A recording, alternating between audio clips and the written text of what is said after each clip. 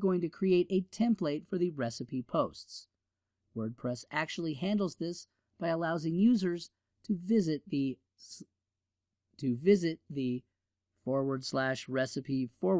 directory. Let's visit this directory now. Here, you'll find all our recipe posts that we've created so far. I created 10 recipes and gave them all images and various information. Pause the video if you want and create some recipes yourself. It's going to be important later on in this lecture. This is great and all, but it's not really flexible. There are actually various solutions to this. We can create a shortcode or a template, or even go with a widget. None of these are the wrong answer. It just depends on you. The template WordPress uses is called an archive template. Our theme doesn't have an archive template, so instead, WordPress uses the index template. Let's take a look at the template hierarchy again. I'll provide a link to this in the resource section of this lecture. Click on Custom Post Types.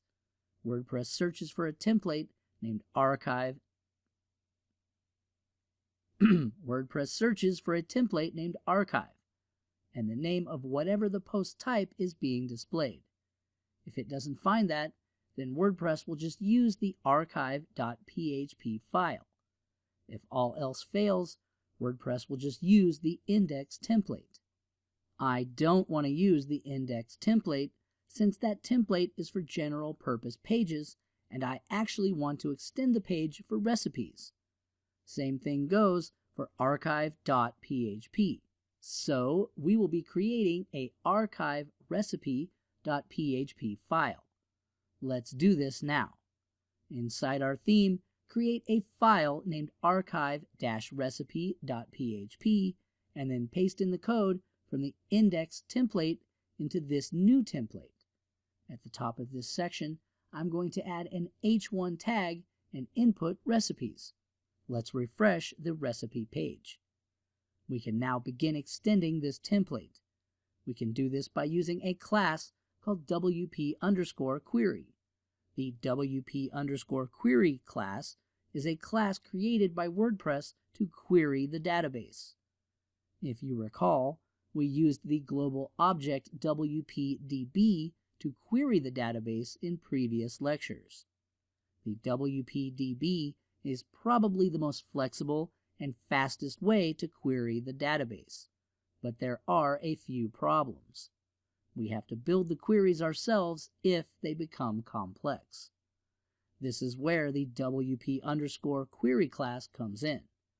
Unlike WPDB, you don't really type out your queries. Instead, you pass in a few parameters and then the WP_query class will build the query for you. Before I get started with the rest of this lecture, let's take a look at some of the cases where using WP_query class is beneficial over the other available functions. To add a list of related posts under the current post. For example, a list of all posts in the same category. To create two loops on the same page. For example, an FAQ page with the question titles at the top and the content beneath.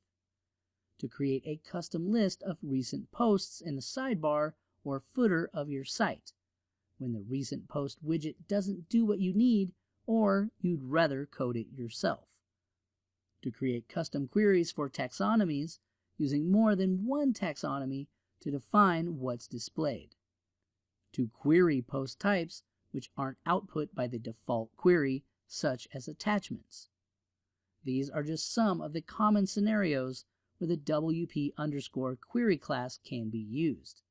Now, let's take a look at some situations where it wouldn't be appropriate to use the WP_query class. If all you want to do is change the way posts are being displayed for a particular content type or archive, don't use WP_query. Instead, simply create a template file for that archive or content type and modify the loop in that template file. If you want to display a few more or less posts than would normally be shown on an archive, don't use wp_query to create the whole new query. Instead, use pre_get_posts to modify the main query along with a conditional tag to single out where exactly you want to do it. Beware of running too many queries on a page. You could theoretically create a page with hundreds of custom queries, but just think of the server load. If you need more than 4 or 5 queries on a page, you might want to consider creating extra pages. All right, enough talk. Let's start using this class. I'm going to keep things simple. I'm going to strip our template to include the title and a link. So, remove all this code before and after this link. Next, move out these tags at the ends of the section tags like so. Make sure to indent your code for readability. Lastly, I'm going to break a line tag for each iteration in the loop. Let's refresh the page, and you should have something similar to what I have. Here's what we want to accomplish. I want to display only 3 posts at a time, and I only want to display random recipes. Let's go back to the template file. I'm going to create a new variable named query. I'm going to assign this variable to a new instance of the wp_query class. This class has one parameter, which is an array of arguments for our query. I'm just going to pass in an empty array for now. We now have a query object, which has the exact same methods as the regular loop. We have to replace these functions by calling the wp_query's method equivalents. It's actually pretty simple. These methods are literally named the same as these template functions, so we can call them by just prepending the query object and then just calling the method before each function.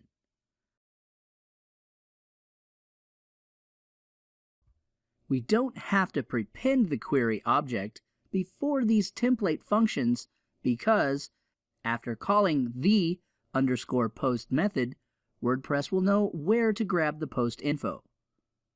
We're almost finished. At the very end of the loop, we have to call a function called wp_reset_post_data. This is probably the most important step of all. We won't be the only developers using the wp_query class.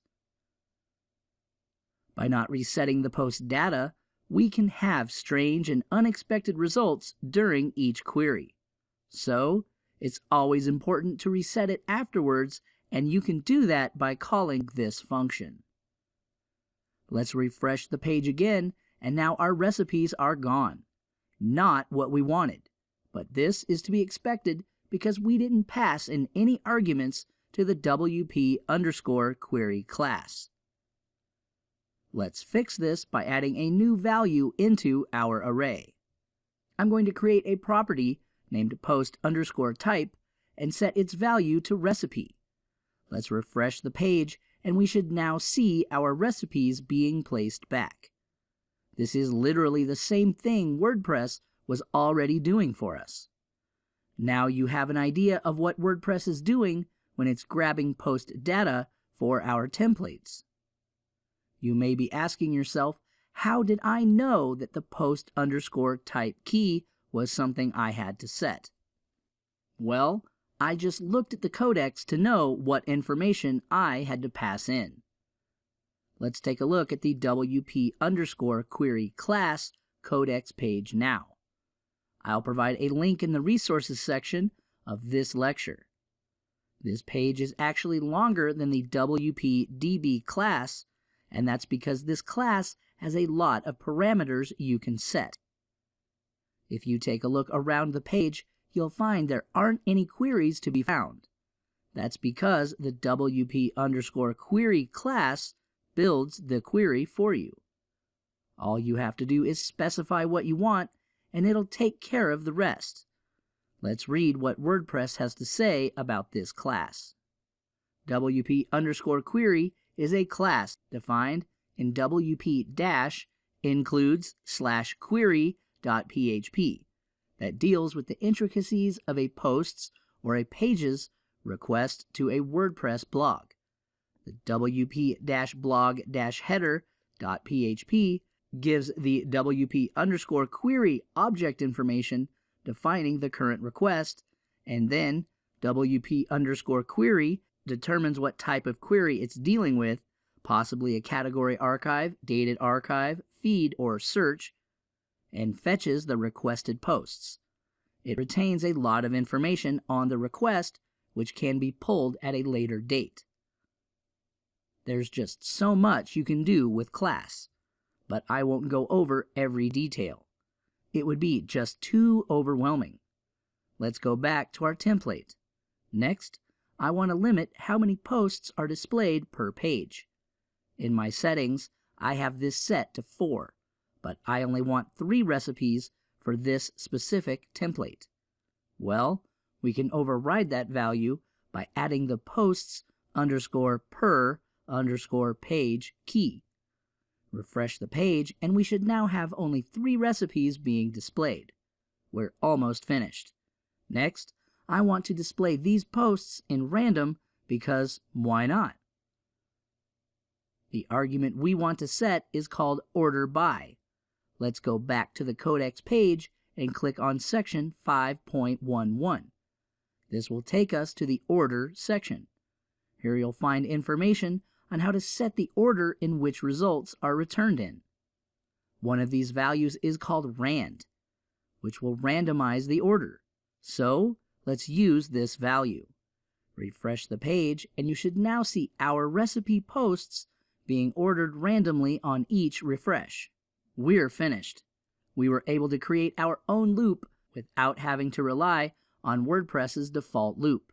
We also learned how to create a template for a specific post type.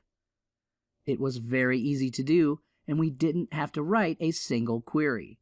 I highly recommend you read up on wp_query class for more information. If you guys have any questions related to this class, then feel free to post them in the comments. Before I wrap up this lecture, I want to explain that you shouldn't be thinking wp_query versus wp-db. Both of these can accomplish the same things. I just wanted to introduce the wp_query class, as you won't always see every plugin out there use the wp-db object.